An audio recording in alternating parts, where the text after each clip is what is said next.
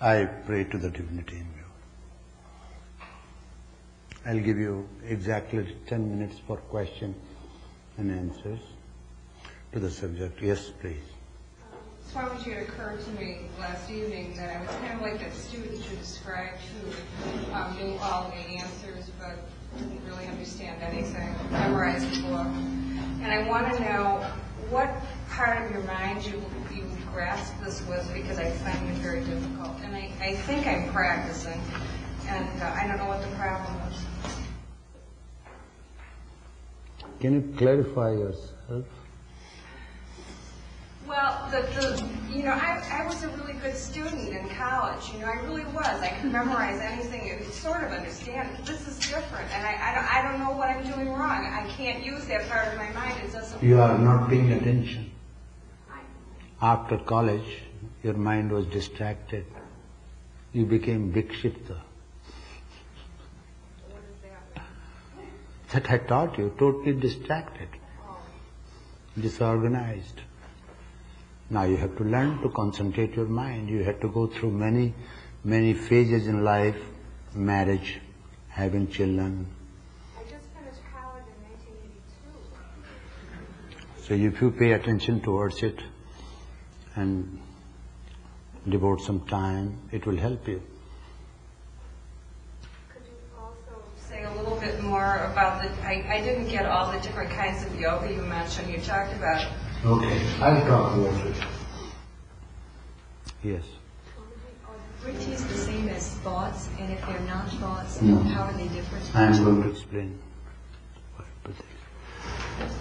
Yes. When I meditate, how can I quiet my mind? How can you quiet your mind? Your meditational method should be completely systematic, and you should discipline your body and breath and mind, then it will become quiet. I am explaining why students cannot meditate.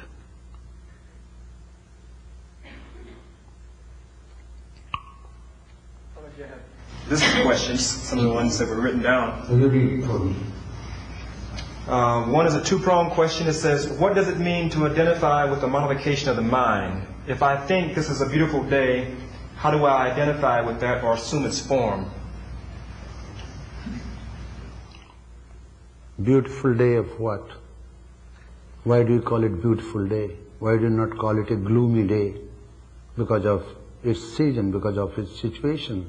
Either it's sunny day that you like, you see, you can see greenery all around, there are no clouds, there is no darkness, it's comfortable for you to walk. You see, then you call it beautiful day. Beautiful day is a statement after many, many suggestions that you give to your mind.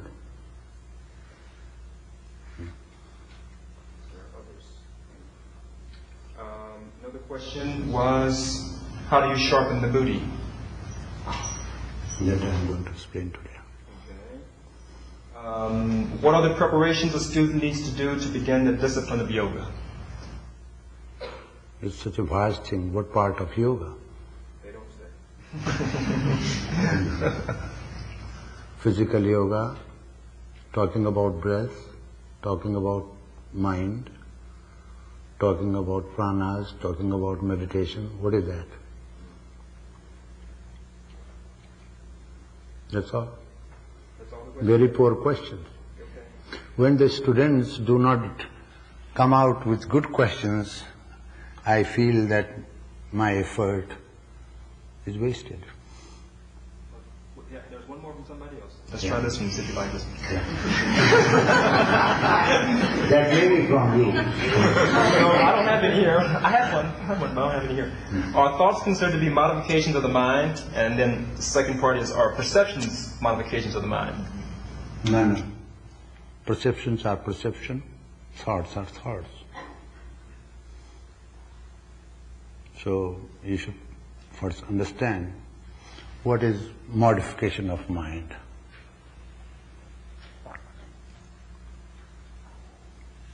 Now, you have to understand this subtle point that unless you discipline yourself, the discipline for learning the science is not the discipline that you already had. You had discipline in the colleges and universities to study things in the external world, to verify things in the external world.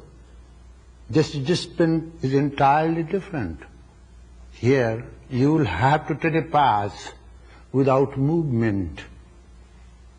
In the external world, you move. But when you want to go to the deeper levels of your being, there you don't move. Your discipline entirely changes. Here the word anusasana, the discipline that you have to follow, you have not yet followed it. That is why you find difficulty. It's completely new undertaking, new task. It's not something that religions talk about commandments. It's commitment. When you first decide, first find the necessity, find yourself. Yes, I want to know myself. There is something I am missing, something I could not receive from my orthodox, from my church, from my religion, from my priest. And yet your mind questions. So that question means you still want to know something. You are not fully satisfied. How your mind can be calm? Not possible. So Patanjali offers something to such seekers. And first thing he says, you have to discipline yourself. Now, then, therefore, O inspirer, O aspirant, you have to discipline yourself. If you don't have a zeal, a rigor, determination to discipline yourself, forget it. You cannot follow the path. You see. Learning in the external world, learning outside, has nothing. I tell you, when I used to study in Shantiniketan, few books wouldn't satisfy me. So I was asked by my professors not to put question in the class, because I used to study related books and pose questions, and tough questions for them. Please, don't ask questions in public. You can privately ask the questions. First of all, you should learn something about the subject. Second, you should find that you really feel like knowing something you want to know. Are you prepared for the journey from gross to subtlest aspect of your being? Are you competent enough to discipline yourself on all levels, physically and mentally both? Patanjali directly hits the point, and that is called chitta.